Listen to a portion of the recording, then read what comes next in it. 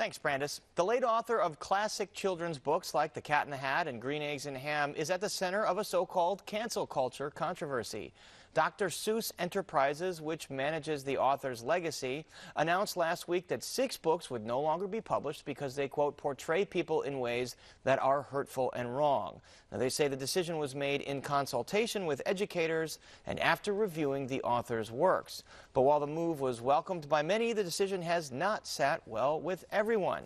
And joining us to share their take on the controversy are Samuel Karnick, Senior Fellow and Director of Publications at the Heartland Institute, and Deborah Caldwell-Stone, Director of the Chicago-based American Library Association's Office for Intellectual Freedom. Welcome both of you to Chicago tonight.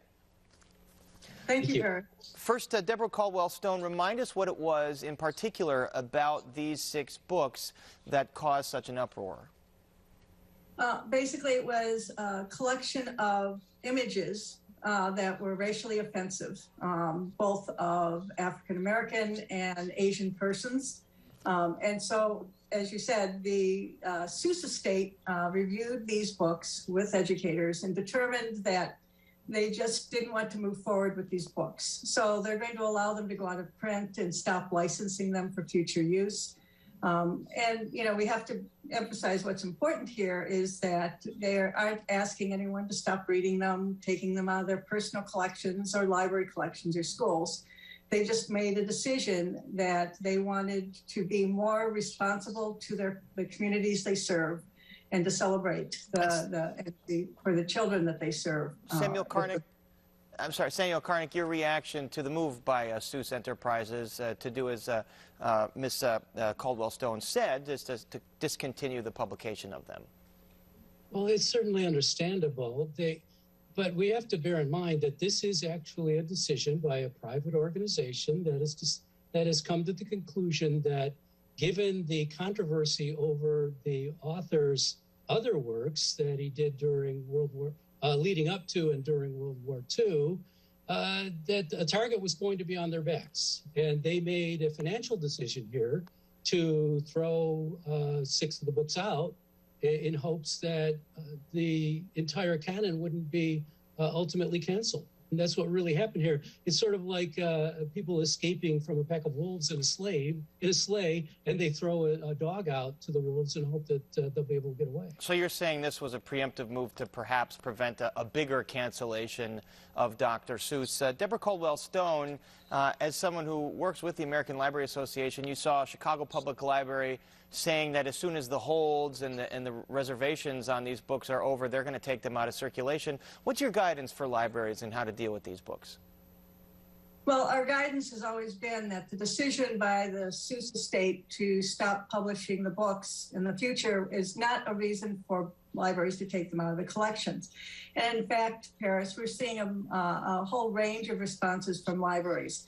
A number of libraries are simply allowing them to stay on the shelf, and Naperville is one of those library systems that's doing that.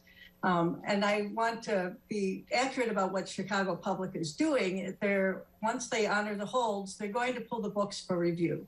And there's a number of things that could result from that. Every library has a written collection development policy that dictates what's in the collection and how they curate it. And they may well decide that these books belong in a research collection. And in fact, I'm aware that Chicago Public does have a good research collection for children's literature.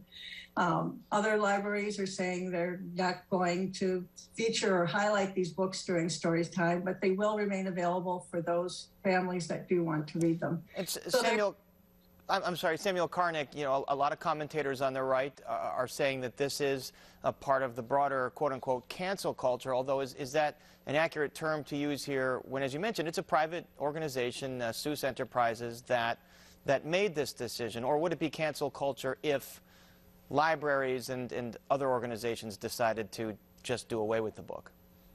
Well, it is censorship. They're censoring it themselves, and that's perfectly legitimate.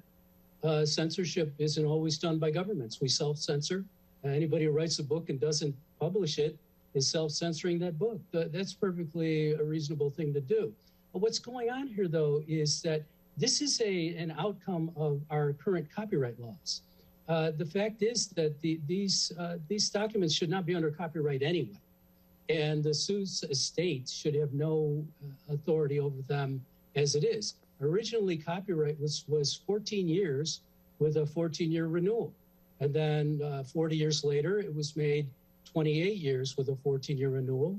But then when Walt Disney's copyright on Mickey Mouse started to get close to being ended, we got the copyrights extended until now. They're the life of the author plus 75 years, and that's it. Right now, we're at the point where everything is under copyright until the year through 1926, so and Mickey Mouse was 1928. So we're going to get another extension of copyright. So you're saying a bigger issue here is copyright law, and maybe not necessarily cancel culture or censorship. Deborah Caldwell-Stone, what is the best way to deal with not just Dr. Seuss books and these kinds of interpretations, but other books obviously have problems because of the historical context they were written in? You can think about Huckleberry Finn or even Shakespeare's The Merchant of Venice.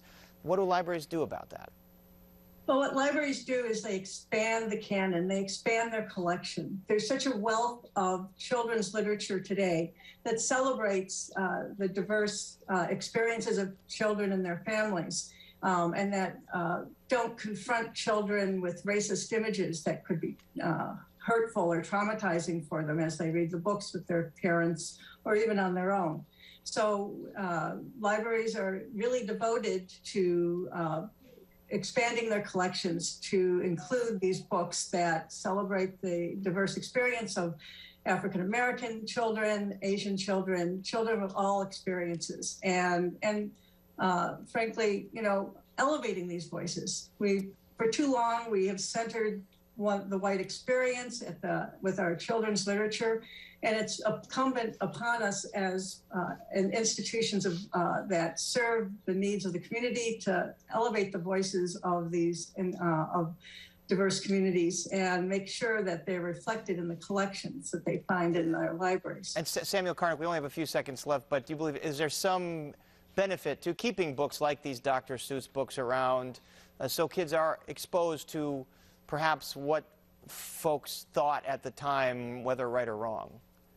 Absolutely there is. Ignorance is not a good thing.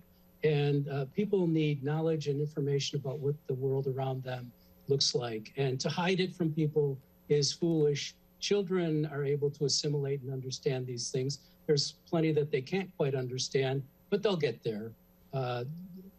Giving people freedom to read and watch and hear what is out there is a good thing, and we should never forget that. All right, a good discussion, and our thanks to Samuel Karnick and Deborah Caldwell-Stone. Thanks for joining us.